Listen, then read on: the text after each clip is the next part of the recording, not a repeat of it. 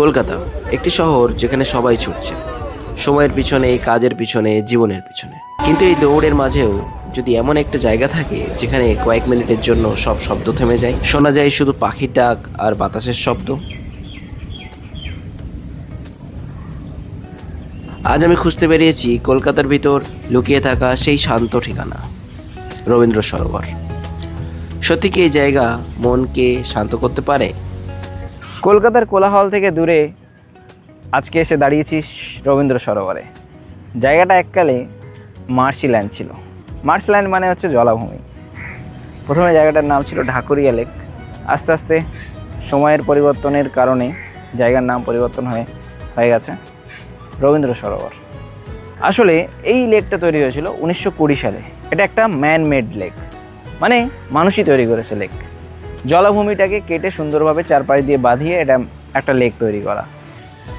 এখানে কাছেই আছে রবীন্দ্র সরোবর মেট্রো স্টেশন, যেখান থেকে এটা 2 মিনিটের বা 1 মিনিটের হাঁটা পথ। একটা জায়গায় দেখলাম দুটো বাচ্চা লেকে হয়ে থাকা কচুরিপানা জাতীয় পাতাগুলোকে তুলে তুলে রাখছে। আমার দিকটা টানবি তো মারবো, তুই ও পাতটা টান। ওই ওই যাই যাই, ওগুলো তো আমার। এই তোমার নাম কি? হ্যাঁ? নাম কি? কানু। এমনি জিজ্ঞাসা করছি। ওই দেখ, ও তো আমাদের কাছে কানু টানছি, এদিকটা কানু টানছি। ওইদিকে টান, ওইদিকে টান। কি হবে এগুলো? পরে দেখে নেবে। কি করবে এগুলো? বলছি তো পরে দেখে নেবে। কি করে দেখবো? কাজের জন্য মাথা গরম করো না। ওরে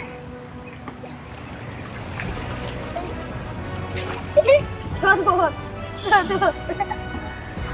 সদবর। আরে যাবেন বিজান না ভাই। হাওয়াই হাওয়া, মানে কলকাতার মধ্যে এত সুন্দর হাওয়া হয় এটা এই জায়গায় না আসলে বোঝাই যায় না।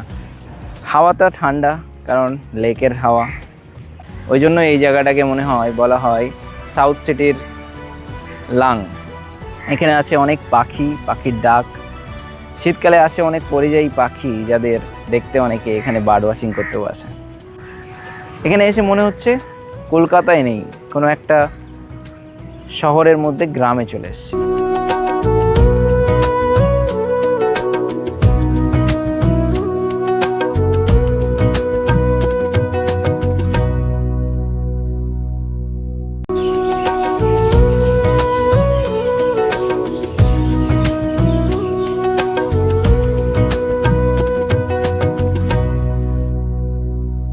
এখন বাজে, টাইমটা বলে দিচ্ছি, 1:51 বাজে। 1:51 কলকাতার অন্য কোনো জায়গায় যদি আমি এখন গিয়ে দাঁড়াতাম, তাহলে এখন এই গরমকালে, গরম না হলেও বর্ষাকাল, তবে ওয়েদারটা গরম, ঘেমে নিয়ে একাকার হয়ে যেতাম।